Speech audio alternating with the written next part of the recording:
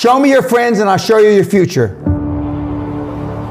Unless you want average in America, married, 2.4 kids with 1.5 dogs. But I can guarantee you, you will never achieve anything greater than your highest aspiration. If you want $1 million, you'll make $1 million, not $1.5 million. If you want 10 million, 100 million, and you'll never exceed that. If you change 1 billion lives, that's a formula to become a billionaire and change the world. Time costs lives. Show me your friends and I'll show you your future. You want to know why you're all f***ed up? Just look at the bums you hang around with. I do what you don't want to do, that you know that you got to do to be where you want to be. Ted Turner just gave his 75th anniversary party on CNN a few months ago. And he makes a couple of comments and he says, number one, and I'm not suggesting this for everybody, it's how I lived though. First 10 years of my starting CNN, I slept on my couch. I didn't have an apartment. Bill Gates slept in the office. Steve Jobs slept in the office. And I can go down a whole list. Now these are super successful, mega wealthy guys. I slept in my office. Not everybody's willing to make that sacrifice. But it's not the only thing. But even if you don't sleep in your office, if you want to send your kids to a better school, if you want to be able to take care of your mother when she gets dementia, if you want to, this all takes money. My children aren't getting any of my money when I die. Not one centavo, not one penny. And 2 of my kids are cool with it. One of them's not so cool with it. I'm not gonna, I think Andrew Carnegie, by the way, Andrew Carnegie, arguably the richest, most successful entrepreneur of all time, he said the best thing that you can have for a child is him to be born into poverty. And I agree.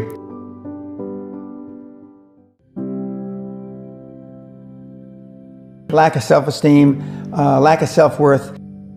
Now they think they have self-worth. They think because they've made a few bucks. But in actuality, and when they measure it against the other 8, 10, 12 people sitting around the table, they realize, or they start to question, hell, maybe I was just lucky.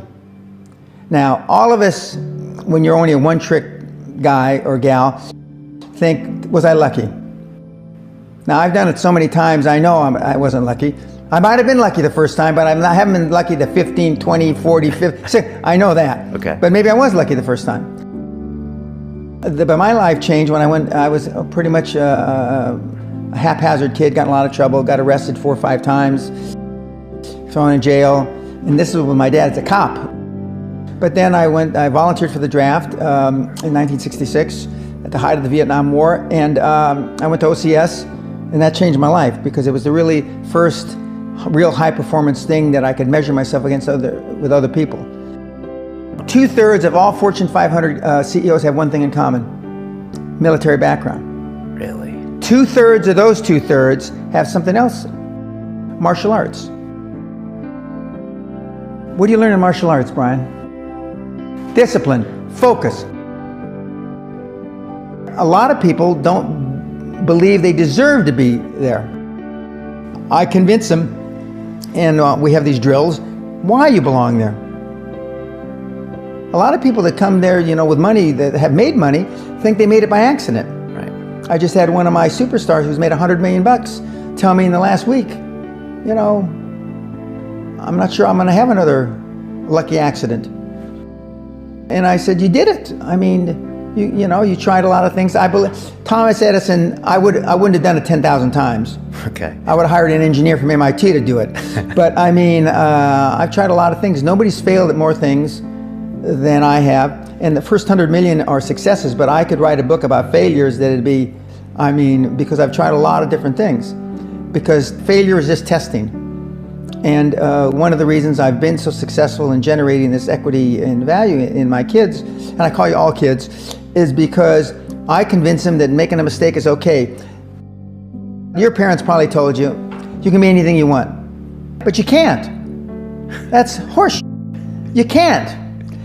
If it's all juxtaposed. So, but what you tell them is that you can do anything you want that you have passion for, because that eliminates most of the crap. Because most people don't follow their dream. You know, like they say in The Sound of Music, you can't have a dream come true unless you have a dream. Now, I still dream. I dream in Technicolor. I say my affirmations and goals every single night.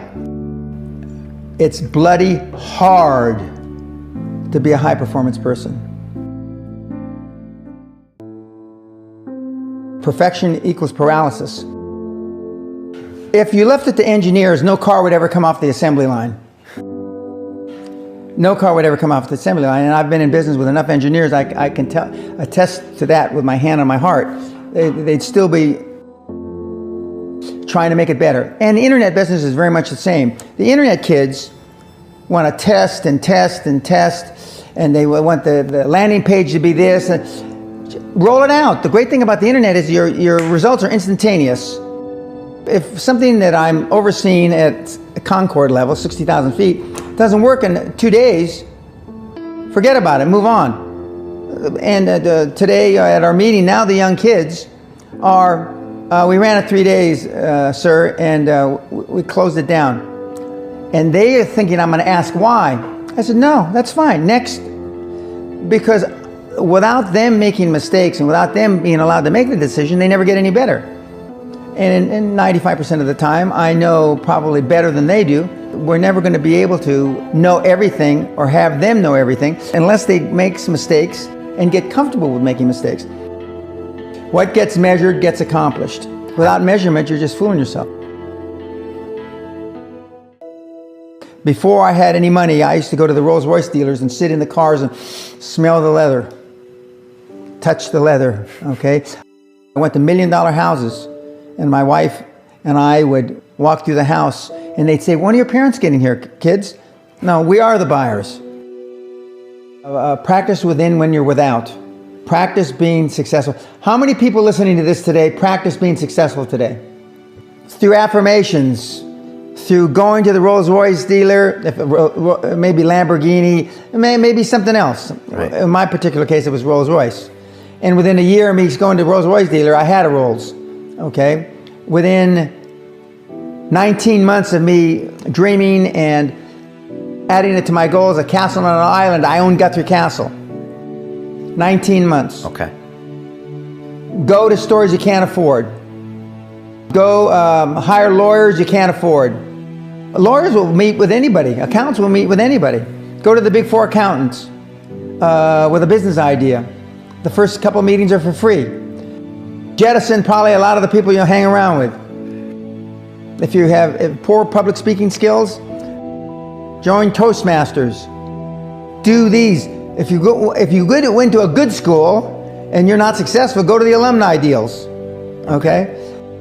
I didn't go to a good school. I'm a perfect living example that a lot of trouble as a kid, working class background, my parents, went to just a mediocre university that I flunked out of 3 times before I finally graduated with honors, but and had no money to begin with, $820. So it's all possible, but I devoted myself to feeling successful. I was wearing suits like this before I could afford them. Most people procrastinate because they're unsure, so just do it. And but I've never had a problem just doing it, because one of the things is you learn as a young combat infantry officer is time costs lives. We overanalyze because we're unsure. We don't overanalyze because we are not sure if it'll work or not. We're more worried about, on the emotional side, it embarrassing us.